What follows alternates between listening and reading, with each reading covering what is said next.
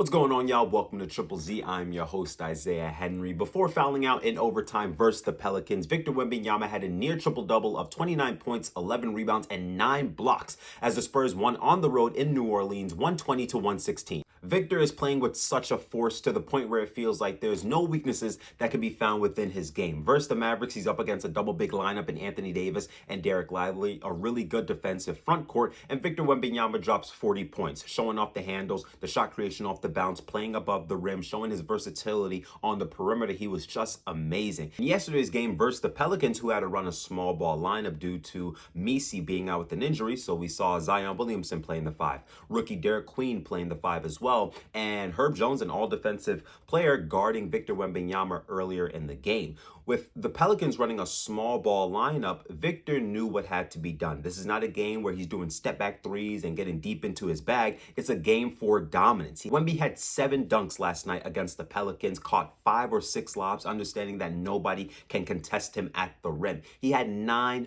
blocks. Zion would try to play bully ball against Wemby, trying to post him up, back him down to the lower block, but Wemby has gotten so much stronger during the offseason where he's prepared to play more physically, and Zion couldn't play to his strengths as much. In the first quarter alone, Zion got his shot blocked by Wemby 3 times because he was trying to play bully ball, he was trying to play physical, he was trying to, get that second bounce off the ground, but Wemby was there to contest it every single time. The Spurs' double big lineup of Luke Kornet and Wemby is effective. They ran one pick and roll in this game, obviously, as Victor as the ball handler and Luke Kornet sets a screen. And I want to say it's Derek Queen and Herb Jones attached to Victor Wembanyama. He throws it over the defense, and Luke Kornet gets a free ticket to the rim. Most teams' purpose of running a double big lineup is to be a better rebounding team, pack the paint defensively, play more physically, and while the center isn't an offensive scorer, there's still a connecting piece for the offense. So Steven Adams being a great offensive rebounder, Isaiah Hartenstein, a good passer to initiate OKC's offense,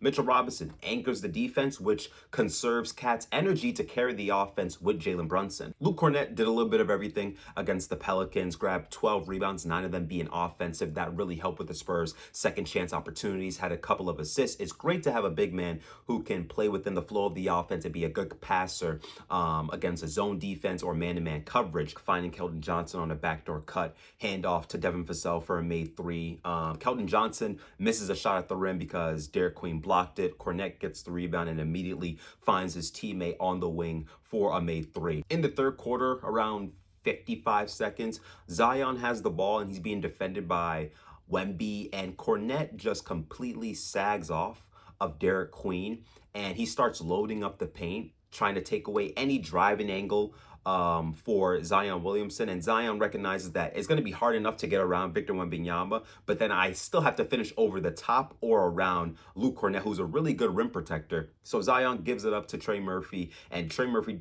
kind of slips a little bit and he throws the ball into the corner where nobody's there. So it ends up being a turnover for the Pelicans. I hope the Spurs don't shy away from this double big lineup between Luke Kornet and Victor Wembanyama because they tend to feed off each other very well. Despite the Pelicans losing, Jeremiah Fears and Derek Queen, the 2 rookies, were trusted to play in overtime. I thought that was a good decision by Willie Green to give them that experience and have them understand the importance of, getting these wins and really pushing through to the finish line.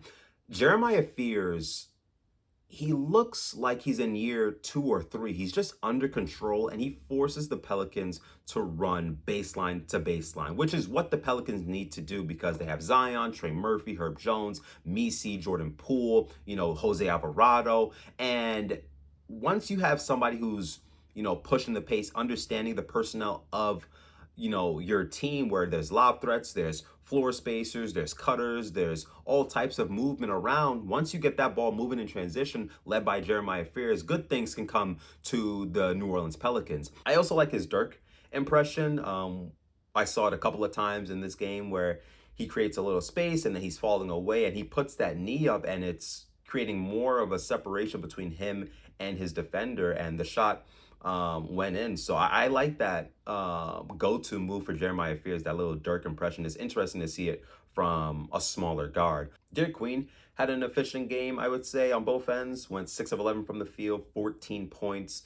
The more Derek Queen played, the more confident he got with his game. His touch around the rim can be a nice element outside of Zion Williamson, because he gets Devin Vassell on a matchup and he attacks Devin Vassell and throws up a floater, or he gets a switch with Julian Champagnie guarding him and he gives him one bump in the post and he spins off immediately and, you know, basically kisses it off the top of the glass and it falls in. So I thought Derek Queen played a pretty damn good game. Pelicans need to figure out a two-man action between Trey Murphy and Zion Williamson. I thought that could have been a factor in this game for them that kept Victor Wembanyama occupied defensively, because we know Victor is trying to stay attached to Zion, but like when you have to worry about Trey Murphy, who's 6'9", athletic, can get downhill, can, you know, shoot the ball extremely well, I think that's something the Pelicans need to implement more within their offense. Like, yes, you can give it to Zion, have him in this point forward position, let him get downhill all the time. And he attempted 16 free throws, so he was, you know, getting to the basket, forcing the Spurs to foul him. But when Victor and Cornette is loading up against Zion, they should have had Trey Murphy as a screener, try to force a switch, get the Spurs in rotation. I thought they missed the opportunity on that, you know, element for Zion and Trey Murphy to be in a two-man game. Thank you for listening to Triple Z. Please like and subscribe to the channel. Leave a comment down below about your reaction of Spurs versus the Pelicans, and I'll see you guys next time. Zzz.